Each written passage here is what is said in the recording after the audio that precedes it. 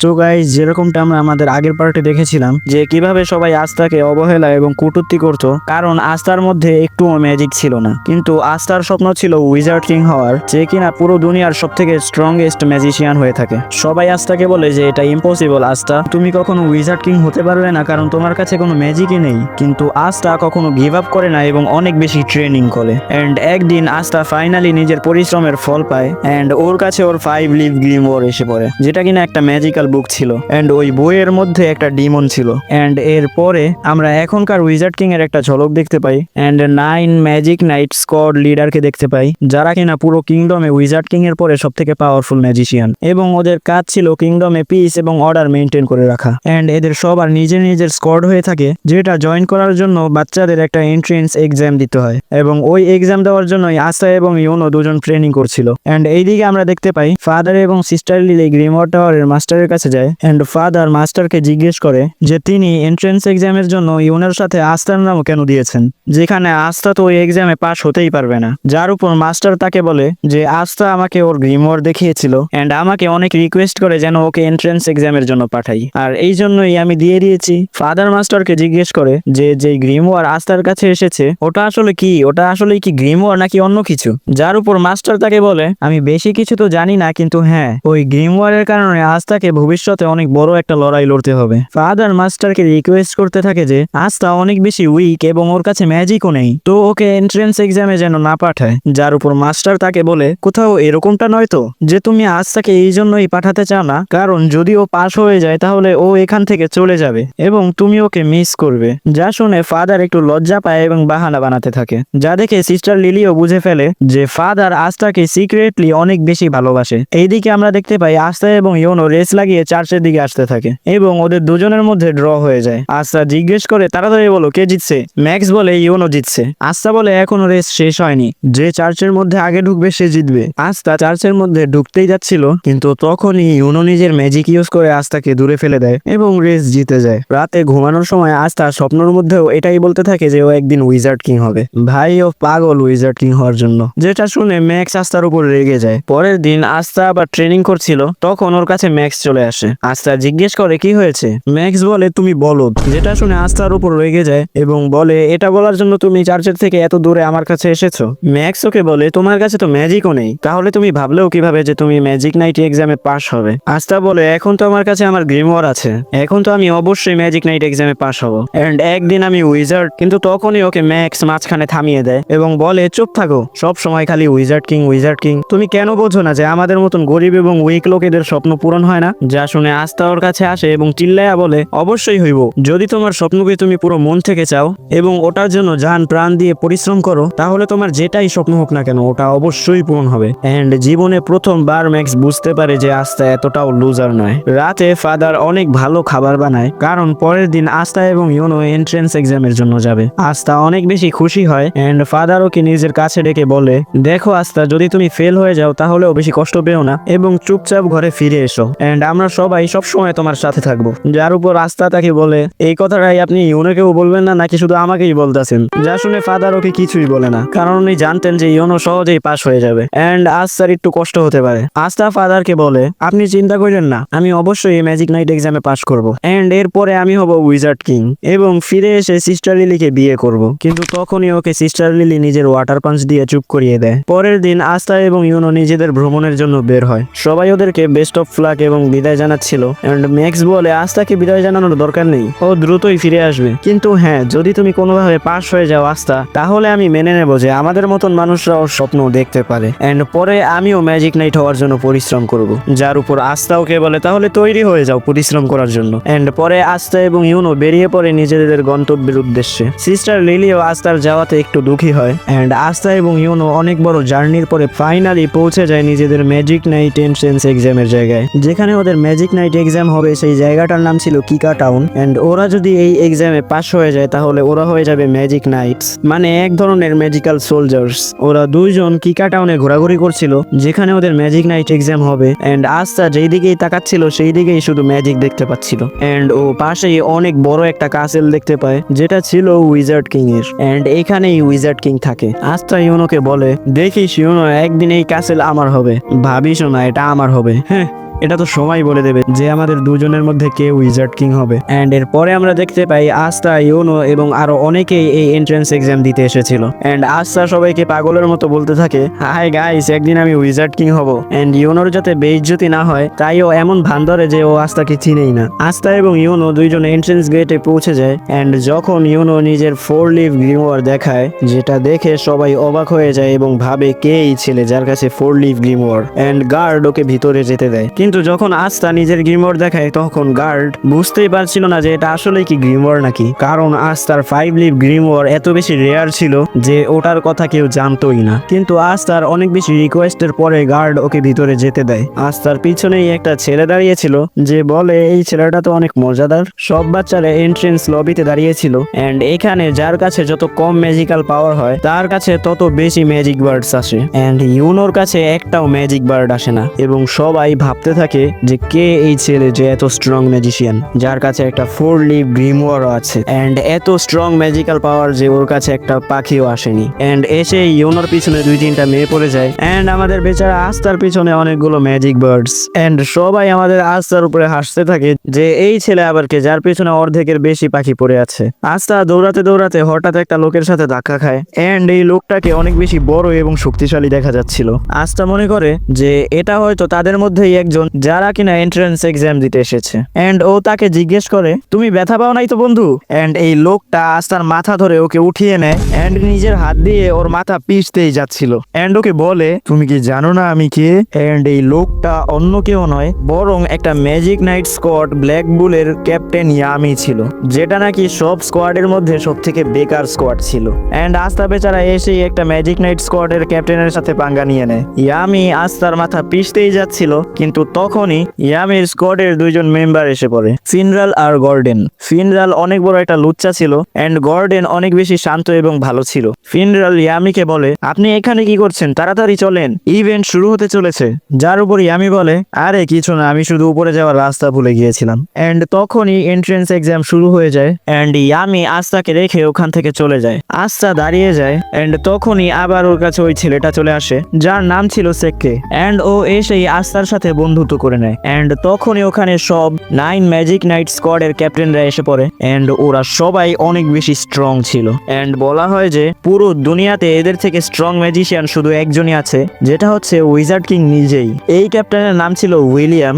And ও golden ডনের captain ছিল। এন্ড ওর স্কোয়াড হচ্ছে ওয়ার্ল্ডের নাম্বার 1 স্কোয়াড। এন্ড সবার স্বপ্নই ছিল ওর স্কোয়াডে জয়েন হওয়ার। এন্ড আরেকদিকে ইয়ামির স্কোয়াড ব্ল্যাক বুল, সব থেকে খারাপ স্কোয়াড, আর ওটাতে কেউই যেতে চায় না। আস্থা সেক্কিকে জিজ্ঞেস করে উইজার্ড কিং কোথায়? যার উপর সেক্কি আস্থাকে বলে, উইজার্ড কিং কি এইসব ছোট মোটো ইভেন্টে আসবে নাকি? উনি আমাদের কিংডমের কিং। এন্ড ওনার কাছে এর থেকে অনেক বেশি ইম্পর্টেন্ট অনেক কাজ আছে। উইলিয়াম সবাইকে বলে, সময় হয়ে গেছে তোমাদের সবার এক্সাম শুরু করার। এন্ড উনি নিজের ম্যাজিক ইউজ করেন।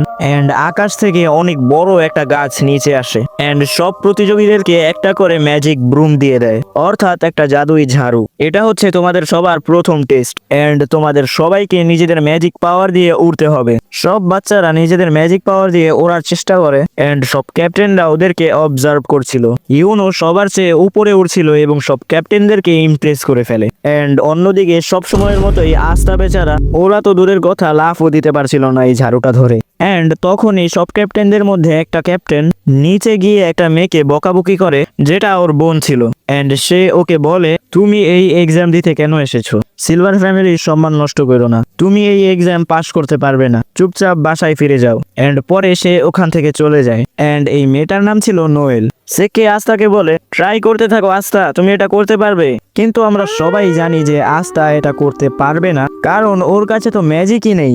এন্ড এটা সহ আস্থা এর পরের সব টেস্টেই অনেক খারাপ করে। এরপরে উইলিয়াম সবাইকে বলে, এখন তোমাদের সবার ফাইনাল টেস্ট হবে। তোমাদের সবাইকে একজন করে পার্টনার চুজ করে নিতে হবে যার সাথে তুমি ফাইট করবে। সেক্কি আস্থাকে বলে, চলো আমরা 2জন পার্টনার হয়ে যাই। এন্ড আস্থা ওর কথা মেনে নেয়। এন্ড এরপরে সেক্কি এবং আস্থা 2জনই তৈরি ছিল একজন আরেকজনের সাথে ফাইট করার জন্য। আস্থা সেক্কিকে বলে, অল দ্য বেস্ট সেক্কি, চলো আমরা 2জন নিজেদের বেস্ট দেই। এন্ড আমাদের মধ্যে যেই হারবে সে কোনো কিছুই মনে করবে না। এন্ড আমাদের 2জনের বন্ধুত্বেও কোনো ইফেক্ট যেন না পড়ে। অ্যান্ড এখনই সেককে নিজের আসল রং দেখায়। ও আস্তাকে বলে, শোন গাধা কোথাকার, আমি তোর কোনো বন্ধু টন্ধু নই। আমি শুধু এই জন্যই তোর সাথে বন্ধুত্ব করেছি কারণ আমি আগে থেকেই জানতাম যে এই টেস্টটা হবে যেখানে আমাদের নিজেদের অপোনেন্ট নিজেকেই ডিসাইড করতে হবে। অ্যান্ড এই জন্যই আমি তোর সাথে বন্ধুত্ব করেছি, যাতে আমি তোমার মতো একটা দুর্বল ছেলেকে হারিয়ে সহজেই একটা ম্যাজিক নাইট হতে পারি। অ্যান্ড এটা বলেই ও ওখান থেকে চলে যায়। আস্তা একদম অবাক হয়ে থাকে কারণ ও মনে করেছিল যে ও নিজের প্রথম বন্ধু পেয়ে গেছে। এন্ড এরা সবাইও বলছিল, কি ভাই সেককে তো অনেক চালাক, ও সহজেই আস্তাকে হারিয়ে ম্যাজিক নাইট হয়ে যাবে। এন্ড আস্তা আমাদেরকে বেছে নিলে ভালোই হতো, তাহলে আমরা সহজেই ওকে হারিয়ে জিতে যেতাম। কারণ ওরা সবাই মনে করে যে আস্তা অনেক বড় একটা দুর্বল লুজার। সেককে হাসতে হাসতে রেডি হয়ে যায় নিজের ফাইটের জন্য এন্ড নিজের গ্রিমওয়ার বের করে তৈরি হয়ে যায়। এন্ড সব ক্যাপ্টেন এবং সবাই ভাবছিল যে আস্তা জিততে পারবে না, কারণ ওরা তো জানেই না যে আস্তা কোনো লুজার নয়। ওদের ফাইট শুরু হয়ে যায় এন্ড আস্তা নিজের গ্রিমওয়ার থেকে নিজের তলোয়ার বের করে এন্ড সেক্কের উপর শুধু একটা অ্যাটাক করে এবং সেক্কের ব্যান্ড বাজিয়ে দেয়। সবাই একদম চমকে যায় যে এটা কি হলো, এই ছেলেটা তো অনেক বেশি স্ট্রং। এন্ড ইউনো দূরে দাঁড়িয়ে আস্তাকে দেখে খুশি হয়। সব ক্যাপ্টেনরাও অবাক হয়ে যায় এন্ড আস্তা নিজের তলোয়ার নিজের কাঁধে রাখে এবং বলে, আমার নাম মনে রেখো সেক্কে, আস্তা, এন্ড আমি সে যে একদিন হবে উইজার্ড কিং। এরপরে আরো অনেক প্রতিযোগীদের লড়াই হয় এন্ড ফাইনালি ইউনোর পালা এসে পড়ে। ইউনোর সাথে কেউই ফাইট করতে চাইছিল না কারণ কেউই হারতে চায় না, কিন্তু তখনই ইউনোর কাছে সেলিম এসে পড়ে এন্ড ওই সে যে আগে ইউনোর উপর অ্যাটাক করেছিল।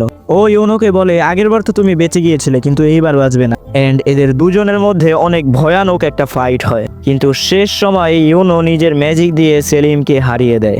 এরপরে এন্ট্রান্স এক্সাম শেষ হয়ে যায় এন্ড এখন পালা ছিল সব ক্যাপ্টেনদের চুজ করার যে তারা কাকে নিজেদের স্কোয়াডে নিতে চায়। এন্ড যদি কারোর জন্য একের থেকে অধিক ক্যাপ্টেন হাত উঠায় তাহলে সেটা তাকে ডিসাইড করতে হবে যে সে কার স্কোয়াডে যেতে চায়, কিন্তু যদি কারোর জন্য কোনো ক্যাপ্টেনই হাত না উঠায় তাহলে ওকে ফেল বলে গণ্য করা হবে। অনেকেই এক এক করে ফেল হচ্ছিল এন্ড আজ তার অনেক বেশি টেনশন হচ্ছিল যে ও ফেল না হয়ে যায়। পরে ইউনোর পালা আসে এন্ড জীবনে প্রথমবারের মতো কারোর জন্য 9 জন ক্যাপ্টেনের মধ্যে 9 জনই হাত উঠায়, কারণ ওরা সবাই ইউনোকে নিজেদের স্কোয়াডে নিতে চায়। এখন ইউনোকেই ডিসাইড করতে হবে যে ও কার স্কোয়াডে যাবে এন্ড ইউনো গোল্ডেন ডন অর্থাৎ the best magic knight squad choose করে। এন্ড এরপরে আমাদের আস্তার পালা আসে। আস্তা অনেক বেশি ভয় পাচ্ছিল এবং মনে মনে বলছিল, প্লিজ গড আমার জন্য যেন একটা ক্যাপ্টেন হলেও হাত উঠায়। এন্ড আস্তার অকশন শুরু হয় এবং কোনো ক্যাপ্টেনই ওর জন্য হাত উঠায় না, যার মানে ছিল আস্তা ফেল হয়ে গেছে। আস্তা অনেক বেশি দুঃখী হয়ে পড়ে এবং ওখান থেকে চলেই যাচ্ছিল, কিন্তু তখনই ইয়ামি দাঁড়িয়ে যায় এবং বলে, তুমি কি জানো যে তুমি কেন ফেল হয়েছো? কারণ তুমি অনেক বেশি দুর্বল আর তোমার কাছে কোনো ম্যাজিকও নেই। তাহলে তুমি ভাবলেও কিভাবে যে তুমি ম্যাজিক নাইট হতে পারবে? এন্ড এরপরে ইয়ামি নিজের ম্যাজিক্যাল পাওয়ার দেখায়, যেটা এতটাই বেশি স্ট্রং ছিল যে আশেপাশের মাটি কাঁপা শুরু করে। ও নিচে নামে এবং আস্তার কাছে এসে বলে, আমি শুনেছি যে তুমি উইজার্ড কিং হতে চাও। তুমি কি জানো তোমাকে উইজার্ড কিং হতে হলে আমাকে এবং ওই 8 ক্যাপ্টেনদেরকে হারাতে হবে? আর তোমার কি মনে হয় তুমি আমাদের 9 জন ক্যাপ্টেনকে কি জীবনেও হারাতে পারবে? যা শুনে আস্তা বলে, আমি জানি যে আমি অনেক বেশি দুর্বল এবং আমার কাছে কোনো ম্যাজিকও নেই, কিন্তু আমি পরোয়া করি না যে আমি কতটা দুর্বল। আমি পরোয়া করি না যে আপনারা সব ক্যাপ্টেন কতটা বেশি স্ট্রং। যদি উইজার্ড কিং হওয়ার জন্য আমায় আপনাদের সবাইকে হারাতে হয় তাহলে আমি হারাবো এন্ড একদিন আমি অবশ্যই হব উইজার্ড কিং। যেটা শুনে ইয়ামি জোরে জোরে হাসতে থাকে এন্ড আস্তাকে বলে, তোমাকে আমার ভাল লাগছে পিচ্ছি, আমি তোমাকে আমার স্কোয়াডে নিব এবং তোমাকে দিয়ে অনেক বেশি পরিশ্রম করাবো যাতে তুমি হতে পারো উইজার্ড কিং। এন্ড জীবনে প্রথমবার কেউ আস্তার স্বপ্নের উপর বিশ্বাস করেছে এন্ড ওকে নিয়ে মজা করে না। আস্তা অনেক বেশি খুশি হয়ে যায় এন্ড ইয়ামিকে থ্যাংক ইউ বলে।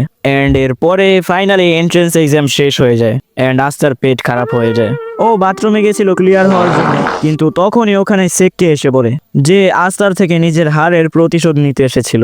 ও আস্তার উপর নিজের ম্যাজিক লিজার্ড ছেড়ে দেয় এন্ড যদি এটা আস্তাকে কামড় দেয় তাহলে আস্তার মৃত্যুও হতে পারে। কিন্তু তখনই ইউনো এসে আস্তাকে বাঁচিয়ে নেয় এবং সেককে হুমকি দিয়ে ওকে বলে, মনে করো না যে তুমি আস্তার লেভেলের এবং তুমি আস্তার আশেপাশেও আসবে না। আস্তা আমার রাইভেল এবং ও আমার লেভেলের। এন্ড চুপচাপ ভাগো এখান থেকে। এন্ড সেকে ভয়ে ওখান থেকে পালিয়ে যায়। এন্ড পরে আস্থা এবং ইউনো বেরিয়ে পড়ে নিজেদের লক্ষ্যের উদ্দেশ্যে। এন্ড জীবনে প্রথমবার এরা দুজন একসাথে থাকবে না। ইয়ামি আস্থার উপর অনেক রেগে যায়, কারণ ও অনেকক্ষণ ধরে হাগু করছিল। এরপরে ফিনরাল নিজের ম্যাজিক দিয়ে একটা পোর্টাল খোলে। এরপরে আস্থা, ইয়ামি এবং ওরা দুজন এসে পড়ে ব্ল্যাক বুলসের বেসে, যেখানে এখন থেকে আস্থা থাকবে। আস্থা খুশি মনে নিজের নতুন বাড়ির গেট খোলে, কিন্তু ওর খুশি বেশিক্ষণ থাকে না, কারণ বেসের গেটে হঠাৎ একটা ব্লাস্ট হয় এন্ড আস্থা রকেটের মতো দূরে গিয়ে পড়ে। ইয়ামি বলে স্বাগতম তোমাকে ব্ল্যাক বুল স্কোয়াডে, কিন্তু আস্থা হয়তো জানতো না যে সামনে ওর সাথে কি হতে চলেছে, যেটা আমরা দেখবো নেক্সট পার্টে। এন্ড এর পরের পার্ট অনেক বেশি জোস লেভেলের হতে চলেছে, তো ওটাকে মিস করো না। এন্ড এর পরের পার্ট তখন আপলোড করব যখন এই ভিডিওতে 100 লাইক হয়ে যাবে, তো লাইক সাবস্ক্রাইব করে রেখো। এন্ড দেখা হচ্ছে পরের ভিডিওতে, ততক্ষণের জন্য বাই বাই, সায়োনারা।